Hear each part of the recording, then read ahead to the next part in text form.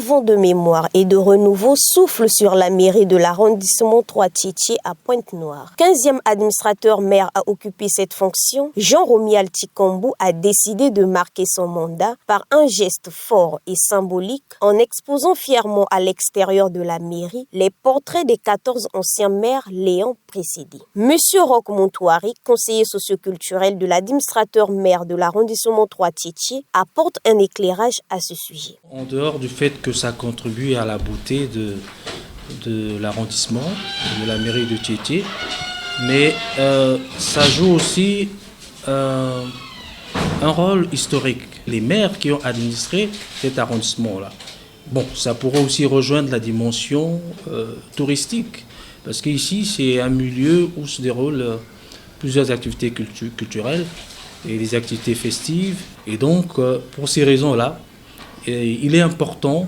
n'est-ce pas, de créer ce cadre attractif et qui, bien entendu, joue aussi un rôle historique et peut-être même touristique. On devrait améliorer le cadre, on devrait donner un certain rayonnement à ce cadre-là, justement pour susciter l'adhésion, la participation, la visite d'autres personnes, parce qu'il y a certaines qui viennent pour solliciter l'espace afin d'organiser des cocktails, des dîners, des réceptions.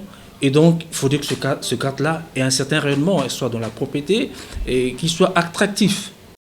Ces images ne sont pas de simples photos, elles racontent le parcours de ceux qui, chacun à leur époque, ont contribué au développement de la mairie de Tietier en les présentant au grand public. Mais ce n'est pas seulement la mémoire qui est mise à l'honneur, la mairie elle-même affiche un visage nouveau, plus accueillant et plus propre à l'intérieur comme à l'extérieur. Une idée rénovatrice, non seulement pour l'esthétique, mais aussi pour l'efficacité administrative et le respect du citoyen. Autre initiative noble, le contrôle du port vestimentaire des agents municipaux et visiteurs. Le maire veille à ce que chaussures et tenues soient conformes aux exigences des lieux. Une règle clairement affichée à l'entrée de la mairie. Un constat a été fait par l'administrateur maire que ceux qui y arrivaient venaient parfois avec des tenues indécentes, des tenues non appropriées, en sandales, en culottes, en bras cassés, etc. Et c'est pas décent. Et donc il fallait bien mettre de l'ordre, assainir cet aspect des choses-là. D'où il a été exigé que pour y accéder, il faut avoir une tenue décente. On ne peut pas accéder dans une mairie, en tout cas la nôtre, ce sont les instructions fermes de l'administrateur maire. Vous ne pouvez pas y accéder en sandales, en tenue vestimentaire qui laisse à désirer, n'est-ce pas, qui à simple vue ne communique pas la pudeur, ne communique pas, n'est-ce pas, les valeurs morales. Et donc il fallait bien ça, et ça, je pense bien que c'est une très bonne réflexion. Le visage actuel de la mairie de Tietier est un exemple à suivre pour tous les Ponténégrins. Monsieur le maire a eu raison de créer un label Tietier Bunkete.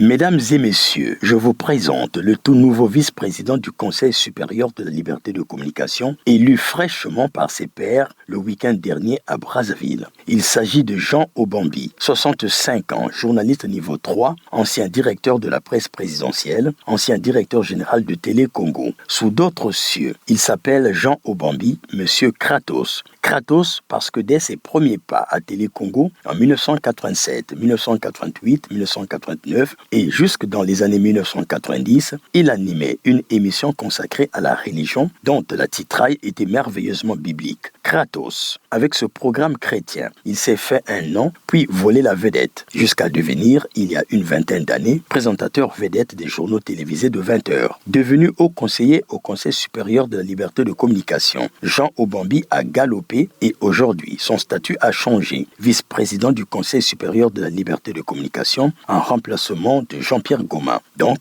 la deuxième personnalité du Conseil supérieur de la liberté de communication après Médard Milandoun Songa, nommé à peine 3 semaines par le président de la République, président du Conseil supérieur de la liberté de communication, par décret 2025-340 du 7 août 2025 en remplacement de M. Philippe Mouveau. Vous savez que le vice-président suppléer le président de l'institution, lui apporte son apport dans le développement et dans les bonnes manières, dans la tenue du fonctionnement du Conseil supérieur à la liberté de communication.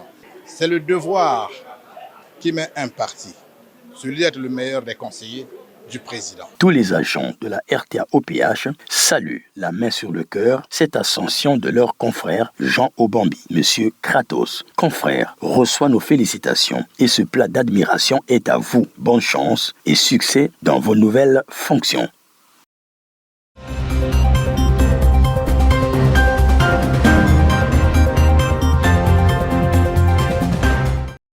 Les femmes entreprenantes sont aujourd'hui de véritables piliers du changement. Elles osent, innovent et bâtissent parfois dans l'ombre, mais surtout avec courage. De leur créativité, leur persévérance et leur détermination inspirent non seulement les générations futures, mais aussi participent à l'économie du pays.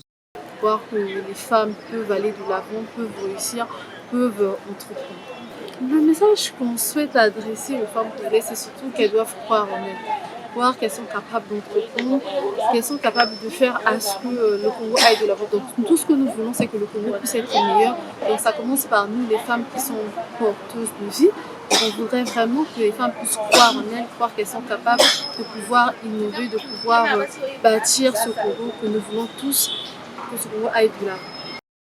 La RTA-OPH salue leur force et leur vision car chaque projet porté par une femme est une promesse d'espoir et de progrès économique.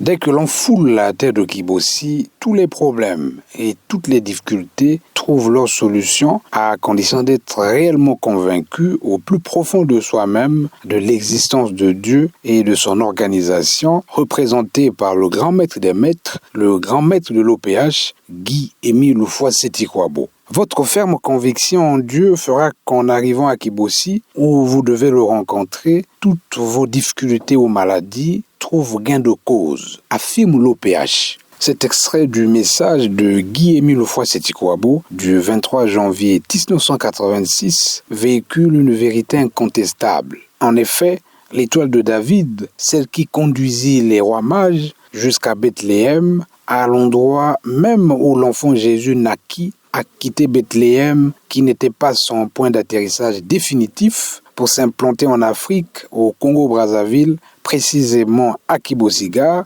et très exactement au Mont Karikari, le 20 mai 1992. Le Mont Karikari est ainsi devenu la nouvelle demeure de l'Éternel. À cet endroit, Dieu a implanté ses bimangu, c'est-à-dire ses mystères. Oui, Dieu est partout, cela est vrai, mais il réside au Mont Karikari. Les miracles, les grâces, les bénédictions de Dieu y abondent. Ce lieu 3 fois saint est ouvert au monde entier. Quiconque s'y rendra avec foi pour s'adresser à son Dieu recevra ce qu'il demandera. Affirmation de Guy-Émile Houphouët-Sétikwabo dans son message de l'année 1995 lors de l'ouverture de la belle cité du Mont Karikari. Montagne ya Mont Karikari mefunguka na babantu nyosi ya bainza nyosi ya bamakanda nyosi ya bandinga nyoso. Tangu ni tangu vous êtes libre de venir à Mont Karikari kulomba nyoso ina beno kezola kulomba na nzambi ya beno nzambi ke yandike pesa bene yao si beno melomba yao na bukirika na bunongo na manyongo nyoso nzambi ke pesa beto kwenda veni na banganga beto kwenda veni na côté nzambi c'est le plus puissant, c'est le tout puissant, c'est le grand de grand. Demande seulement au nom de Jésus, il vous le donne. Il appartient donc aux habitants de la terre de ne jamais perdre de vue que désormais Dieu a implanté ses bimangu au Mont Karikari.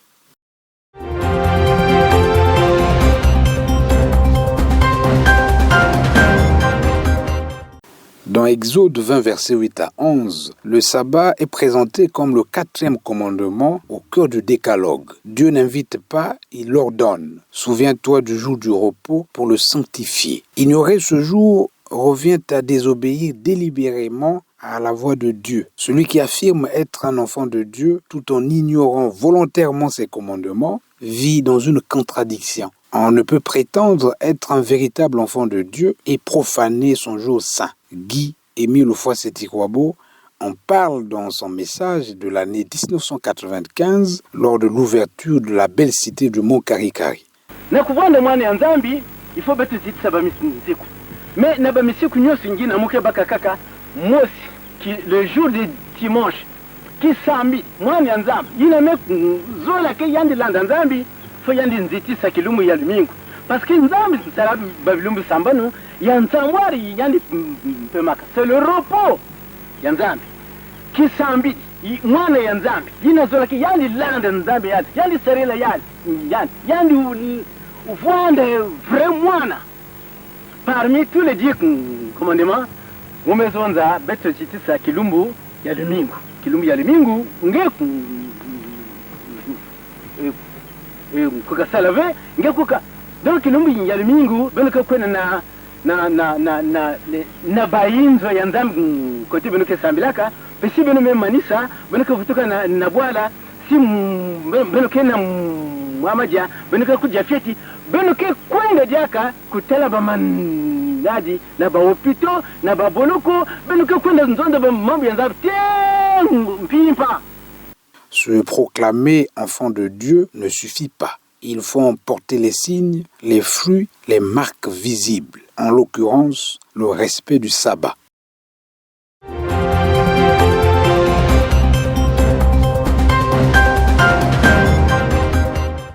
Chaque année, les frères et sœurs de l'association Luzolo Amour au PH célèbrent la fête d'action de grâce pour témoigner leur reconnaissance à l'Éternel Dieu. En effet, ce n'est qu'en cette 4e génération que Dieu a accordé à l'humanité toutes les richesses que recherchaient nos ancêtres Abraham et bien d'autres. Le 12 mars 1996, à 2h35, Dieu a accordé à l'humanité la vie éternelle. Le 12 septembre 1999, à 0h, il a accordé sa vraie paix et le 20 mai 1992, sa grande et terrible lumière. Alors, quelle plus grande richesse sur terre, sinon celle de voir Dieu implanter sa demeure en Afrique? Quelle est cette richesse qui dépasse la vie éternelle accordée le 12 mars 1996 à 2h35 et la paix accordée le 12 septembre 1999 à 0h? Face à ces grâces, un appel retentit. Acclamer le Seigneur, garder ses principes, lui rendre gloire et honneur et balayer nos maisons, c'est-à-dire se détourner du mal sous toutes ses formes, comme l'a souligné Guy-Émile Houphouët-Boigny, grand maître de l'OPH, dans un message audio dédié à cette fête. Acclamons le Seigneur, le monde entier, car Dieu nous aime tous. Il nous a donné sa grande et terrible lumière du monde entier. Il nous a accordé ou donné la vie éternelle.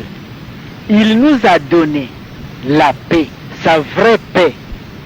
Les dates ont été communiquées de tout ce que je viens de citer plus haut. Il ne nous reste qu'à nous, les hommes de la terre, de balayer nos maisons, garder ses principes et lui rendre gloire. Sinon, tout nous a été accordé.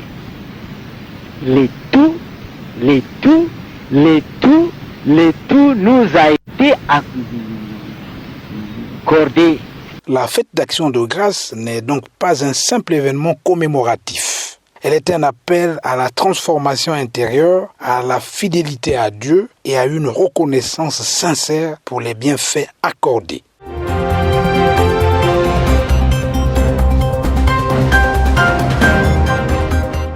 Quand l'homme commence à tomber dans la tiédeur, alors il craint le moindre travail et reçoit avidement les consolations du dehors. Mais quand il commence à se vaincre parfaitement et à marcher avec courage dans la voie de Dieu, alors il compte pour rien ce qui lui était le plus pénible. Nous ne devons pas trop compter sur nous-mêmes, parce que souvent la grâce et le jugement nous manquent. Nous n'avons en nous que peu de lumière, et ce peu, il est aisé de le perdre par négligence. Souvent, nous ne nous apercevons pas combien nous sommes aveugles au-dedans de nous. À de mauvaises actions, souvent nous donnons de pires excuses. Quelquefois, nous sommes mus par la passion et nous croyons que c'est par le zèle. Nous relevons de petites fautes dans les autres et nous nous en permettons de plus grandes. Nous sentons bien vite et nous pesons ce qui nous souffrons des autres. Mais tout ce qu'ils ont à souffrir de nous, nous n'y songeons point. Qui se jugerait équitable soi-même sentirait qu'il n'a droit de juger personne sévèrement. L'homme intérieur préfère le soin de soi-même à tout autre soin. Et lorsqu'on est attentif à soi, on se tait aisément sur les autres.